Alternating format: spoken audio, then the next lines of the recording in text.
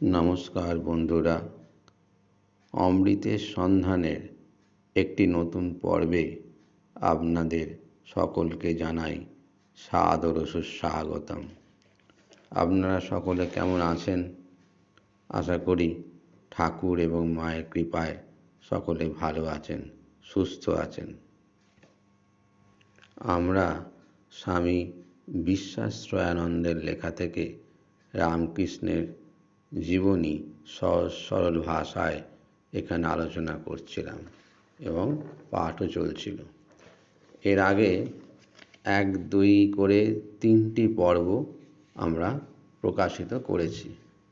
আজ প্রকাশিত হতে চলেছে 4র্থ পর্ব। শেষ 3য় পর্বে আমরা যেখানে শেষ করেছিলাম সেটা ছিল শ্রীরামকৃষ্ণের জন্ম সম্বন্ধে কিছুটা বলে। যেমন শেষ হয়েছিল যে 1836 খ্রিস্টাব্দের 17ই ফেব্রুয়ারি 1242 সালের 6ই ফাল্গুন বুধবার শুক্লা দ্বিতীয়া তিথি ভোরবেলা শ্রীরামকৃষ্ণ জন্ম নিলেন ঢেঁকিসালে। সেটাকেই আঁতুড় ঘর করা হয়েছিল। তাছাড়া আর ঘর কই বাড়িতে? একটি ঠাকুর ঘর, রঘুবীর ও শীতলা থাকেন, আর একটিতে রান্না হয়, আর 2টি মাত্র থাকার ঘর। গ্রামের ধনী কামারনি দাইয়ের কাজ করল, কিন্তু জন্মাবার পর ছেলেকে আর খুঁজে পাওয়া যাচ্ছে না। কি হবে, কোথায় গেল? শেষে দেখা গেল ছেলে কখন হরকাতে ধান সিদ্ধ করা উনুনের ভেতর ঢুকে গেছে, আর দিব্যি ছাই মেখে শিব ঠাকুরটি সেজে চুপচাপ সেখানে শুয়ে আছে, কান্নাকাটি নেই। ধনী তাড়াতাড়ি সেখান থেকে বের করে তার গা পরিষ্কার করে দিল। কি সুন্দর ছেলে, আর কত বড়, 6 মাসের ছেলের মতো। একবার দেখলে চোখ আর ফেরানো যায় না। কামারপুকুরের পর্ণকুটির আনন্দে ভরে উঠল। গ্রামের যে এসে ছেলে দেখে তারই বুক আনন্দে ভরে যায়। কামারপুকুর পল্লীর কাছে গাছে তখন নতুন পাতা গজিয়েছে, ফুল ফুটেছে কত, পাখিরা গান গাইছে, বসন্তের দক্ষিণা বাতাস শরীর মন জুড়িয়ে দিচ্ছে। ক্ষুদিরাম ও চন্দ্রমণি দুজনেই তো জানতেন যে ভগবান তাঁদের ছেলে হয়ে আসছেন। তাহলে কি হবে? ছেলে দেখে সব ভুল। তখন সব বাপ মায়ের মতো যেমন হয়, তাঁদেরও তেমনি একমাত্র চিন্তা ছেলেকে কিভাবে রক্ষা করা যায়, কি খাওয়ানো যায়, কিভাবে মানুষ করা যায়। তা না হলে ছেলেকে সব সময় ভগবান ভাবলে এসব কি আর করা যায়? ছেলের জন্য দুধ চাই, দরিদ্র সংসার, দুধ জোগাড় হবে কি করে? তা ব্যবস্থা আপনা হতেই হলো। ক্ষুদিরামের ছেলে হয়েছে খবর পেয়ে ভাগ্নে একটা দুধেলা গাই পাঠিয়ে দিল। যখন যা দরকার এমনিভাবে সবই এসে যেতে লাগলো। আর বাড়িতে নিত্য ভিড় তো লেগেই আছে। গ্রামের সবাই ছেলে দেখতে আসে, 1বার 2বার নয়, বারে বারে আসে, নিত্য আসে। কি অপূর্ব সুন্দর ছেলে, কি তার টান, যেন টেনে নিয়ে আসে সবাইকে। ছেলে একটু বড় হলো, অন্নপ্রাশন করাতে হবে। ক্ষুদিরাম দরিদ্র, ভাবলেন সংক্ষেপে সব করবেন। গ্রামের লোকেরা তা হতে দিল না। গ্রামের জমিদার লাহাবাবু সাহায্য করলেন। খুব ঘটা করে অন্নপ্রাশন হলো। গ্রামের সবাই সেদিন পেট ভরে রঘুবীরের প্রসাদ পেল। কত গরিব দুঃখী খেল। ছেলের নাম রাখা হলো গদাধর, ডাকনাম গদাই। গয়ায় গদাধরই তো এসেছেন, তাই গদাধর নাম। ছোট্ট ছেলে গদাই, কিন্তু অবাক কাণ্ড, যা একবার শোনে সব তার মনে থাকে। দেবদেবীর স্তব, রামায়ণ, মহাভারত, পুরাণের গল্প সব একবার শুনলেই মনে রাখতে পারে। হয়তো যাত্রা দেখতে এলো, বাড়িতে এসে গড় গড় করে সব বলে যাবে, একটুও বাদ যাবে না, কোথাও ভুল হবে না। তবে একটা মজা ছিল, গদাইয়ের নিজের যা ভালো লাগতো তাই মন দিয়ে শুনতো আর মনে রাখতো। যা তার ভালো লাগতো না, কারো সাধ্য ছিল না তাকে তা শেখায়। চেষ্টা করেও তাকে তখন নামটা শেখাতে পারা যায়নি। অঙ্ক, হিসেব এসব তার ভালো লাগতো না। বড় হয়ে বলেছিল, ছেলেবেলায় শুভঙ্করী ধাঁধা লাগতো। দুষ্টুমি তো কম যেত না গদাই, তবে কারো অনিষ্ট কখনো করতো না। দুষ্টুমি দেখে তাকে পাঠশালায় ভর্তি করে দেওয়া হলো। পাঠশালায় থাকলে দুষ্টুমি একটু কমবে। আর পাঠশালা তো বাড়ির কাছেই, লাহাবাবুদের নাট মন্দিরের বারান্দায় একজন গুরুমশায় পড়ান। সকালে 2 ঘন্টা পড়ার পর ছেলেরা বাড়ি যায়, আবার বিকেলে এসে সন্ধ্যা পর্যন্ত 3 ঘন্টা পড়ে।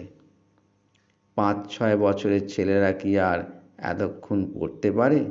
তাদের এতক্ষণ পড়তে হতো না, তবে পাঠশালায় হাজির থাকতে হতো। একটু পড়ল, একটু গল্প করল, কখনো বা একটু দূরে গিয়ে খেলল। গদাই পাঠশালে যেতই না সব দিন। সাথীদের নিয়ে ভূতির খালের ধারে বা মানিক রাজার আমবাগানে খেলা করত। জিজ্ঞেস করলে সত্যি কথাই বলতো। ক্ষুদিরাম তাকে বেশি শাসন করতে পারতেন না। গয়ার স্বপ্নের কথা মাঝে মাঝে মনে পড়ত কিনা।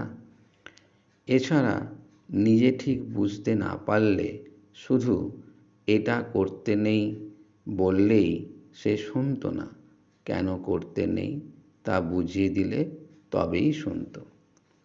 গদাইয়ের বাড়ির কাছে হালদার পুকুরে সবাই স্নান করে। মেয়েদের আলাদা ঘাট, পুরুষদের আলাদা।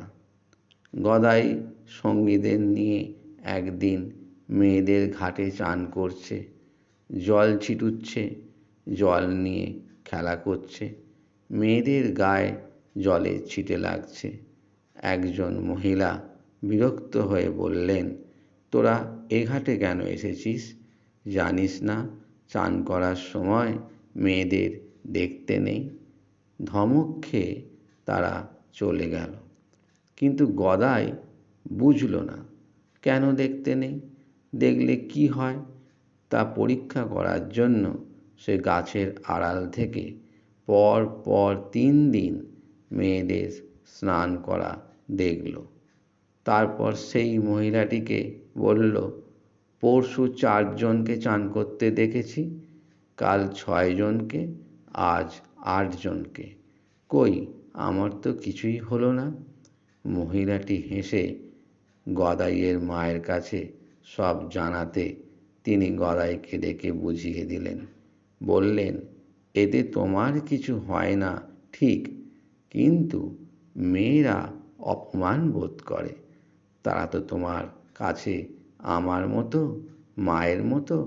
তাদের অপমান হয় এমন কাজ করা কি ভালো? গদাই আর কখনো এরূপ করে নাই। গদাইয়ের বয়স এখন 6 বছর।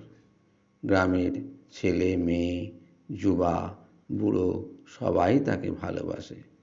নতুন খাবার কিছু করলে আগে গদাইকে দেয়। ছোট ছেলে হলে কি হবে, গদাই যে চিন্তা করে বড়দের মতো। একদিন জ্যৈষ্ঠ কি আষাঢ় মাস হবে, গদাই টেকোয় করে মুড়ি নিয়ে মাঠের আলপথ দিয়ে খেতে খেতে যাচ্ছে। আকাশে একখানা সুন্দর জল ভরা মেঘ উঠেছে, তাই দেখছে আর খাচ্ছে। দেখতে দেখতে মেঘখানা আকাশ প্রায় ছেয়ে ফেলেছে। এমন সময় এক ঝাঁক সাদা দুধের মতো বক ওই কালো মেঘের কোল দিয়ে উড়ে যেতে লাগলো। কি সুন্দর বাহার যে তাতে হলো! যত দেখে গদাইয়ের তত ভালো লাগে। শেষে আনন্দে এমন এক অবস্থা হলো যে বাইরের হুঁশ আর থাকলো না। অজ্ঞান হয়ে সে পড়ে গেল। মুড়িগুলো আলের ধারে ছড়িয়ে পড়ল। অনেকক্ষণ এইভাবে পড়েছিল।